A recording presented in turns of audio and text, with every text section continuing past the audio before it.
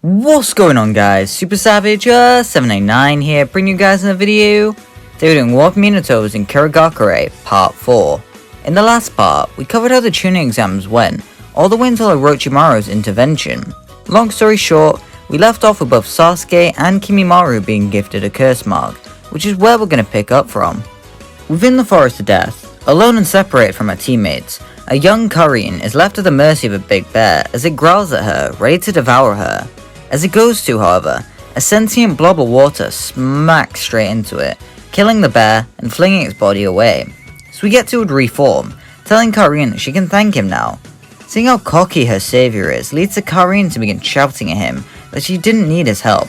The duo would begin arguing at one another in a rather comedic scene, leaving Suigetsu's teammates red in the face under their masks. Kiba and Sakura would be taking care of their teammate, placing traps and monitoring the situation in the forest as well as around them. Using their keen sense of smell, Kiba and Akamaru would be making sure the environment around them has no intruders, so Sakura can focus on keeping Sasuke cool while he struggles with the curse mark. As Sakura attends to Sasuke, both Mutt's noses get a scent of someone getting closer and closer. There are three of them actually. Realizing that they're heading towards them, Kiba tells Sakura to take Sasuke and run. She questions him, but he doesn't have time to answer as the dogs sleep away. Upon spotting their targets, Kiba throws 3 kunai at each of them, all containing explosive tags. As they go soaring towards them, a sound blast repels them into the air as the sound trio turn towards Kiba and Akamaru. They begin questioning why the pooch chose to fight them. Kiba, however, decides not to answer, telling Akamaru that they need to attack. As they begin rushing towards him, Zaku raises up his hand and fires a sound blast straight towards them. Due to the heightened senses, this causes much more damage than it would to a regular person. Using his sound amplifier, Dosu determines that the target is moving further away, deducing that this must have been a distraction, so Zaku offers to hang back for cleanup as the duo go on ahead. Kiba and Akamaru stand up trying to stop them, but Zaku fires another attack at them, forcing them to dodge and have to refocus back on Zaku. Kiba tells Akamaru to copy him as they use the human mimicry and beast mimicry, causing Zaku to remark that it only leaves bigger targets for him to attack. In unison, both Kiba and Akamaru use the down on all fours jutsu and begin zipping around, increasing their speed and moving sporadically to avoid Zaku's attacks. Whenever they move in for attacks, however, it leaves them wide open for Zaku to retaliate. Deciding to mix up his strategy, Kiba throws a smoke bomb, causing Zaku to be blinded. Through the smoke, he cockily remarks that even though he can't see, he'll be able to hear him. He leaps away with Kiba not far behind, throwing a punch at the target. Of course, Zaku's not going to take to lying down as he fires a sound blast, shouting he'll kill him with his next attack. It hits dead on, leaving Zaku laughing. That is, until Kiba poofs into smoke, revealing that he was a shadow clone. This leaves Zaku questioning where the real one is. That's when he hears behind him the cry of Fang over Fang. Before he can even react, he's hit hard by the spiraling duo, causing him to pass out from the pain. Both Kiba and Akamaru then begin limping over to go and help Sakura and Sasuke. Meanwhile, Dosu and Kin would be moving at high speeds, trying to catch up to Sakura and Sasuke. They'd be talking, with Dosu explain to Kin how the one with Sasuke sounds weak, frail, and afraid. As they move though, a kick to the ribs hits him hard mid-air, shooting him to the ground. The same person then grabs Kin by the hair and throws her to the ground next to Dosu. Lee appears, telling them not to talk about his friend like that. Dosu tells Kin which direction Sakura is, using code as he and Lee engage in combat. The start of the fight is a lot like canon, with Lee using taijutsu and having the advantage until Dosu uses a sound device. Lee would be at the mercy of Dosu as the sound becomes more and more intense, rupturing his eardrum and leaving him on the ground in pain. Dosu tells Lee that no matter how strong he is, he had no chance against sound. He raises up a kunai to stab Lee, telling him he was just another nameless ninja to him. As he stabs down though, a kunai knocks his kunai out of his hand. He turns and is knocked away by Neji as Tenten lands in front of Lee. Neji tells Dosu that he toyed with his teammate and for that, he'll have to be dealt with. Neji would begin rushing at Dosu, using the Gentle Fist to begin shutting off his chakra points, causing him pain as he moves. Tenten would be using her weapons to support Neji, doing the best that she can to stop Dosu using his sound amplifier. After landing a kunai in the device, it ended up being blocked up, causing the effect to stop. Neji grins as he rushes at Dosu, landing a barrage of attacks to shut off his chakra points. Dosu begins to cough up blood, telling Neji he's had enough. He pulls out a scroll requesting mercy from the Hyuga. While Neji doesn't want to grant such mercy, Dosu forces the deal by using a smoke bomb to escape, leaving a scroll in return. Reluctantly, Neji does agree to take it and not chase Dosu. Finally, Sakura would be tracked down by Kin, who would begin attacking the pink-haired girl. The fight would be rather brief since more time has passed than normal, meaning that Sasuke awakens quicker. They end up breaking Kin's arm, but she would end up escaping still after Sakura hugs him. Kiba meets up with his team, with Sasuke remarking how Kiba looks like crap. It leaves Kiba to bark that he just saved his life, so he could show some respect. Team 7 would then head out to find a scroll to pass, finding Kabuto on the way, who would end up tagging along. They make it to the base, and end up passing after this long battle. Meanwhile, both Naruto and Haku would be doing their best to tend to their teammate in his comatose state. Both of them would be taking shifts, taking care of Kimimaro as the other surveys the area. Naruto returns from his shift, asking how Kimimaro is. Haku would be on edge as he tells Naruto how he's still running a high fever. Trying to calm his friend down, Naruto tells him to relax and states that he promises Kimimaro will be safe and sound. Haku smiles, thanking his friend as he leaves to go do his shift.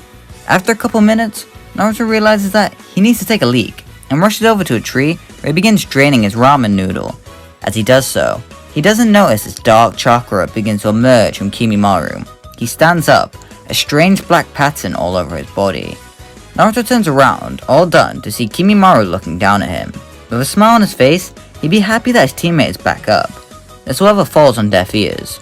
Kimimaro's hate would be amplified due to the effects of the curse mark, as he stares down at the one thing he hates.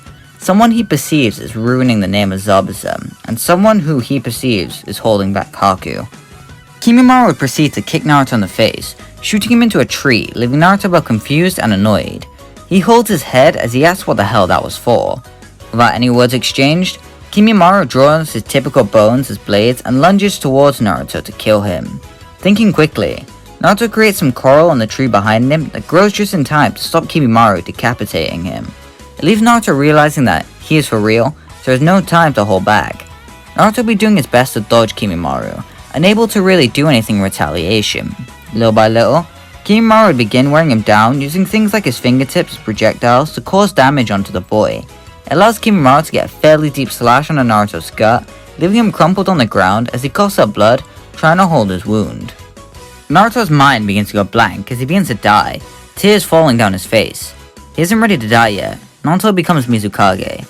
His body begins to repair itself quicker and quicker, as a turquoise chakra begins to coat his body, changing the color of his eyes ever so slightly. Naruto would leap up and begin attacking Kimimaro, now doing much better. While Kimimaro still holds the advantage, Naruto is able to get a few good hits in. Plus the wounds inflicted on him by Kimimaro are healed much faster, meaning he can fight for longer. Kimimaro's illness would begin to get the best of him as he struggles to stand while fighting. Naruto notices this and begins to slow up, having noticed this happen a couple times. He tells Kimimaro that they don't have to fight. He knows why he hates him, but it doesn't have to be this way. He doesn't want to hold him back anymore. Besides, he knows the pain and neglect that Kimimaro is feeling. Both Kimimaro and Naruto rush each other, with Kimimaro sprouting all its bones to truly finish Naruto off. Despite his bony exterior, Naruto lunges at him and hugs Kimimaro, taking every bone into his body as they pierce him. He tells Kimimaro how he's sorry. He then passes out, using the last of his new power to stabilize himself. Confused at the brat's antics, Kimimaro falls to base, feeling somewhat different towards the boy now. Haku shows up, and would be happy to see Kimimaro up. He'd assume Naruto merely fell asleep and wakes him up, leading to Naruto getting up in a dazed state. Kimimaro begins scouting the area, leading to Haku telling him to chill out. They don't have time to go right this second. Kimimaro merely states that they can't let Lord Zabuza down, turning to Naruto with a slight smirk. At least Naruto smiling back as he agrees with Kimimaro. The trio would end up running into Oborod's squad, and while I could choreograph it, Oborod kinda sucks, plus he's kinda fodder. Team Zabuza merely body, and move on to the third round of the tuning exams. So many more people there.